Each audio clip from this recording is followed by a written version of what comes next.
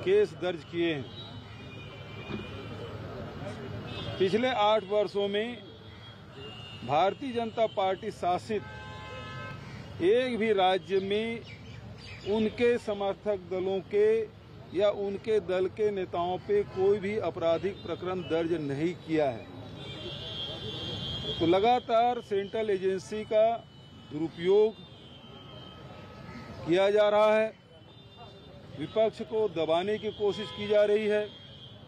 और जब विपक्ष के लोगों पे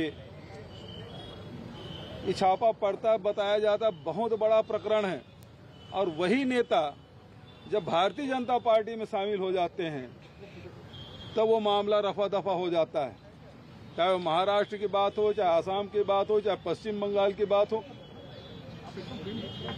लेकिन अब लगातार केरल से लेकर कश्मीर तक सारे विपक्षी नेताओं पे ये शिकंजा कसने की कोशिश कर रहे हैं। लेकिन इस देश में प्रजातंत्र है, लोकतंत्र है, और लोकतंत्र में इस प्रकार से नेताओं पे आपराधिक प्रकरण दर्ज करके उसे दबाया नहीं जा सकता, उसे कुचला नहीं जा सकता। और आज जिस प्रकार से नेशनल हेराल्ड के मामले में हमारी पार्टी के नेता को तलब किया गया है और इसके खिलाफ में हजारों कार्यकर्ता पूरे देश भर में धरना प्रदर्शन किए हैं। दिल्ली में यहाँ 24 अकबर रोड जो हमारे कांग्रेस का दफ्तर है, वहाँ न नेताओं को बाहर निकलने दिया जा रहा था, न कार्यकर्ताओं को अंदर आने दिया जा रहा था। लोकतंत्र का गला घोटा जा रहा है और इसका हम विरोध करते हैं। चलो सर।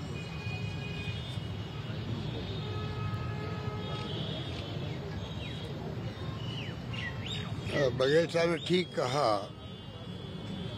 नेशनल हेराल्ड अखबार 1937 के अंदर इसकी स्थापना हुई और तब से ही कांग्रेस पार्टी इसको इमदाद करते आई है। आप मीडिया के तमाम साथियों को मालूम है कि आज भी प्रिंट मीडिया जहाँ जहाँ छप रहा है उसकी क्या स्थिति है। अधिकांश जगहों पर अगर ईमानदारी की बात करें तो घाटे में चलते हैं। और नेशनल हेराल्ड के बारे में और कांग्रेस की नीतियाँ, उसके कार्यक्रम, सिद्धांतों के बारे में, उसको प्रमोट करने के बारे में जो भावना व्यक्त की गई थी उसी के अकॉर्डिंग टू आज तक इमदाद होती आई है। आज़ादी के बाद में धीरे धीरे वो अखबार बहुत कमजोर हो गया, हालात बहुत गंभीर थे, बंद करने की नौबत आ गई। उसको रिवाइव करने के लिए कांग्रेस पार्टी ने उनको मदद करी। मुकदमा बना के जिस रूप में जब से भारतीय जनता पार्टी आई है सत्ता में, मोदी जी ने पहले ही कह दिया कांग्रेस मुक्त भारत बनाएंगे। तो उनके दिल में जो आग लगी हुई है, 70 साल में आज आधुनिक भारत बना है तो कांग्रेस की देन है।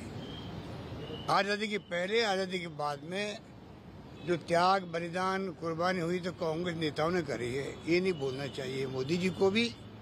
उन्होंने कभी याद नहीं किया इंदिरा गांधी की शहादत को,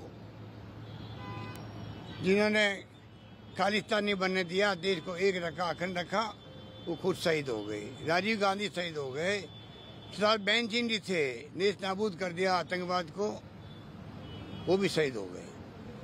ये सत्ता में बैठे हुए लोगों को इतना गरूर है, घमंड है, अहम है, इनको जनता की परवाह नहीं है। धर्म के नाम पर लोगों को भड़काने का काम करते हैं, उस पर जरूर कामयाब हुए हैं। उसकी एक सीमा होती है। और तमाम जो महंगाई हो, बेरोजगारी हो, आग लग रही है पूरे मुल्क के अंदर, दंगे हो रहे हैं, झगड़े हो रहे हैं, तनाव हो रहा है, उसकी चिंता नहीं है।